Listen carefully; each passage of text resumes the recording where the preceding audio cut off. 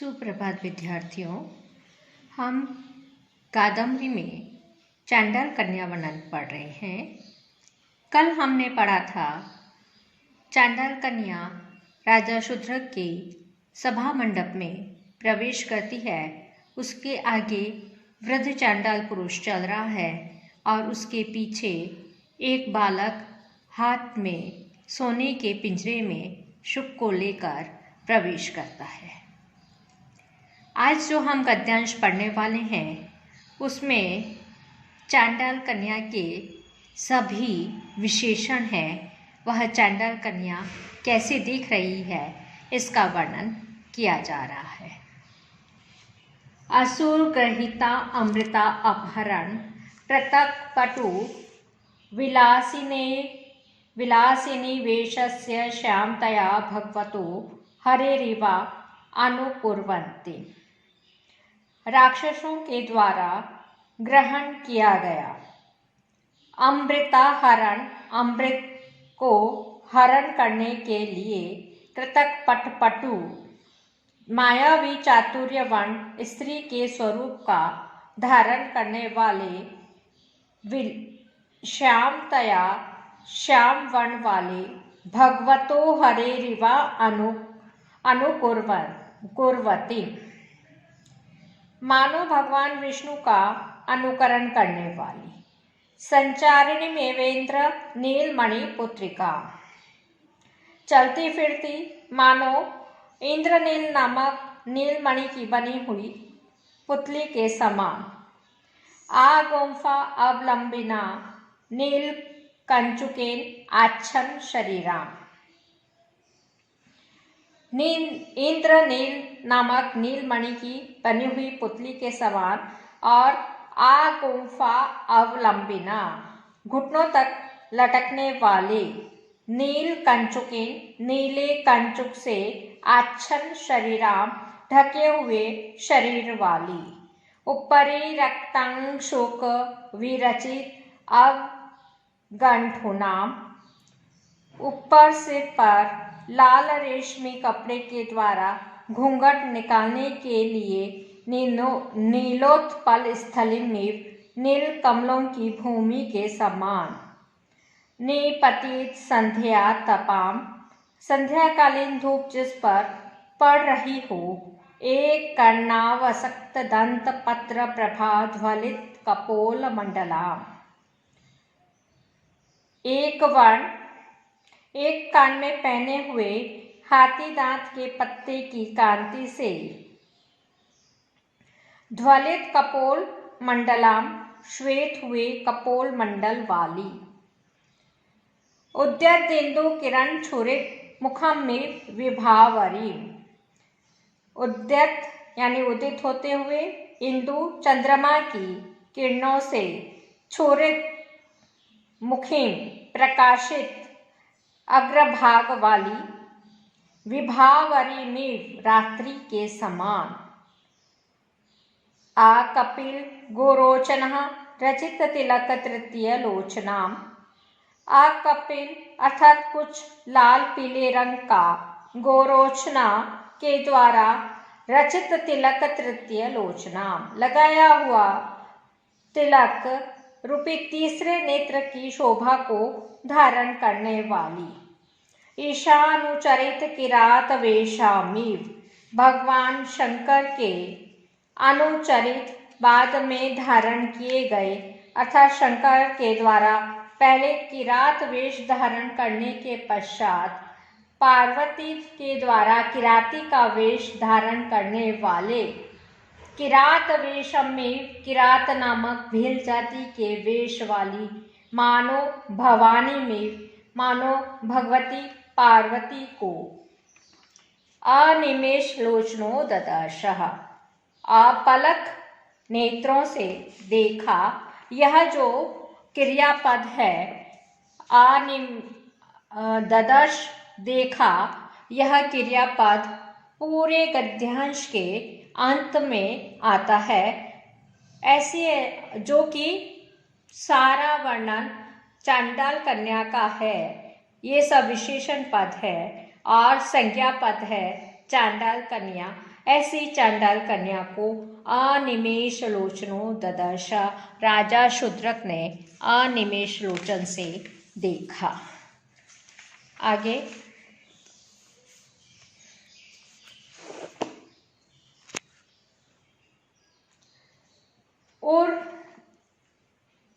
और स्थल निवास संक्रांत नारायण देह।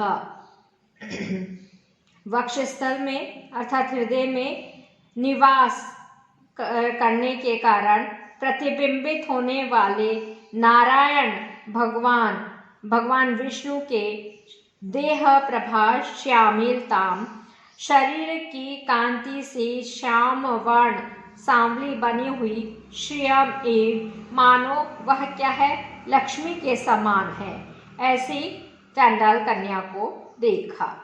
कुपित हर कुताशन दह्यमान मदन धूम मलिनी कृताम। कुपित यानी क्रुद्ध हुए भगवान शंकर के तृतीय नेत्र की अग्नि से दह्यमान जलते हुए मदन धूम मलिनी कृताम, कामदेव के धुएं से मलिन की गई रति के समान देखा। उन्माद हली हलाकर्षण भया पालिता मीव कालिंदी। उन्मत्त हली यानी मदिरापान से जो हली अर्थात बलराम जी हलाकर्षण हल से खींचे जाने के भय से पलायित भागी हुई कालिंदी में यमुना सी प्रतीत होने वाली चांडाल कन्या को देखा। अति बहल पिंडालक्त रसराग पल्लवित पाद पंकजा। अत्यधिक पिंडालासक्त पिंडीभूत महावर के रस से राग नवीन लालिमा से नवीन जो किसलया कोपल पत्तों के समान चरण वाली पाद पंकजाम चरणों वाली ऐसी चांडाल कन्या को देखा। आचिर मृदित महिषासुर रोधे रक्त चरणामेव कात्यायनी।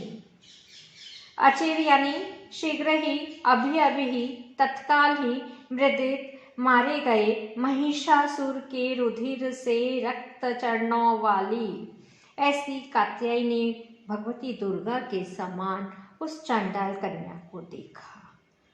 आलोहितांगो ओली प्रभा मयूखाम पाटली नख मयूखाम।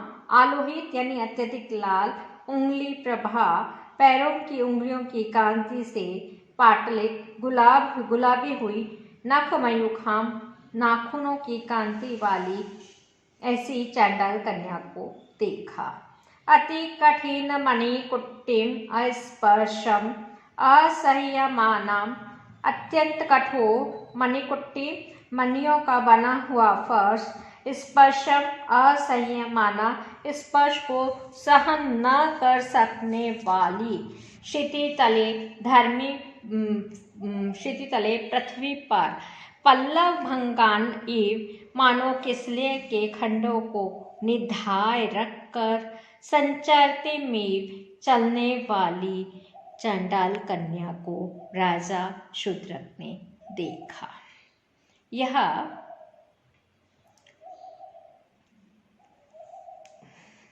माफ कीजिएगा, यहाँ पे शब्द में चांडाल कन्या का वर्णन है। पूर्व गद्यांश में एक कहानी की ओर संकेत किया गया है। वह कहानी है समुद्र मंथन के समय असुर ग्रहिता अमृता अपहरण। इस वाक्यांश में पौराणिक आख्यान है। समुद्र मंथन से जब अमृत निकला तो उसे राक्षसों ने ले लिया और स्वयं पान करने का प्रयत्न करने लगे। ऐसा देखकर भगवान विष्णु ने मोहिनी का रूप धारण करके राक्षसों को अपनी ओर आकृष्ट कर लिया और देवताओं को अमृत पीने का अवसर सुलभ कराया। समुद्र मंथन में जो 14 रत्न निकले वे थी लक्ष्मी, सुरा, कौस्तुभ, शांग, शंखा, उच्चैःश्रवः, काम, दुघार, रथ, रंभा। ऐरावतः कल्पतरु, मुंगांकुः, धन्वंतरिश्चापि विषम सुधाच। तो यहाँ इस आख्यान का संकेत किया गया है। पुत्रिका शब्द का अर्थ होता है पुतली, कठपुतली या फिर गुड़िया कह सकते हैं। संचारिणी में सम उपसर्ग, चर धातु, नेने प्रत्यय और निप हुआ तब द्वितीय विभक्ति एक वचन में संचारिणी पद बनता है। नीलोत्पल स्थलीमेव में उपमा अलंकार है अवसक्त। अब उपसर्ग संच धातु त प्रत्यय से अवसक्त पद बनता है।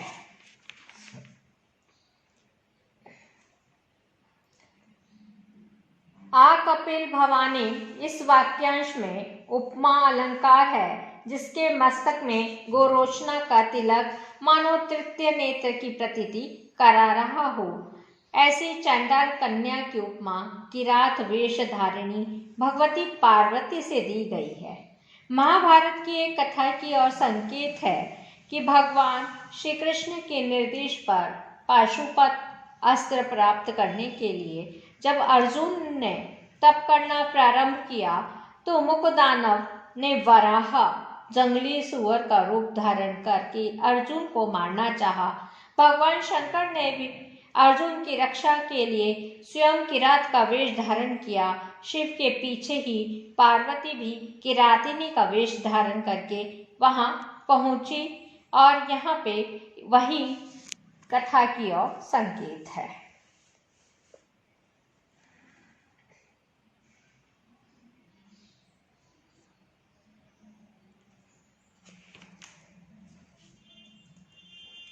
संक्रांत पद आया है समुपसर्ग कृम धातु त प्रत्यय।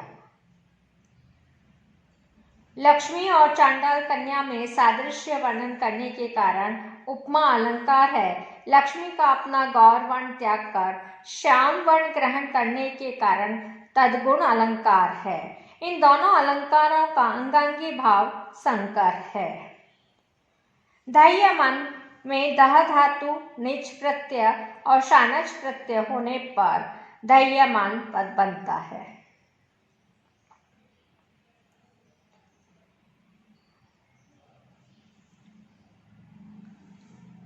कात्यायनी में उपमा अलंकार है और रुधिर रक्त चरणों पद में रुधिर और रक्त पदों में आपाततः पुनरुक्ति प्रतीत होती है, किंतु अर्थ करने पर रुधिर का अर्थ खून और रक्त का अर्थ लाल हो जाना ऐसा व्यंजित होता है। इसके कारण यहाँ पर पुनरुक्तवदाभास अलंकार है। निधाय पद में नि उपसर्ग धा धातु त्वा प्रत्यय रखने पर यानी लय प्रत्यय लगा तब यह निधाय बनता है और निधाय ईव में उत्प्रेक्षा अलंकार है। असह्यमाना न सहमाना इति असहमाना अनियत तत्पुरुष समास है और यहाँ पे ये पद बनेगा असह धातु शानच प्रत्यय और फिर टाप होने पर असह्यमाना बना।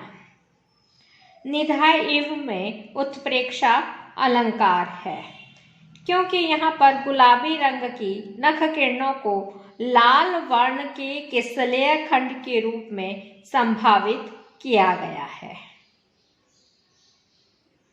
महिषासुर के संबंधित मार्कंडेय पुराण की में एक कथा आती है। ब्रह्मा से वर प्राप्त कर महिषासुर सारे संसार को पीड़ित करने लगता है। तब भगवती दुर्गा ने स्वयं प्रकट होकर उसका वध किया था। यहाँ पे जो कात्यायनी में कहा गया है इसी के लिए कहा गया है। यही कथा यहाँ पे इंगित होती है। धन्यवाद। आज यहीं पे समाप्त करते हैं। सर्वे भवन्तु सुखिनः, सर्वे सन्तु निरामया, सर्वे भद्राणि पश्यन्तु, मा कश्चित् दुःखभाग् भवेत्। ॐ शान्तिः शान्तिः शान्तिः।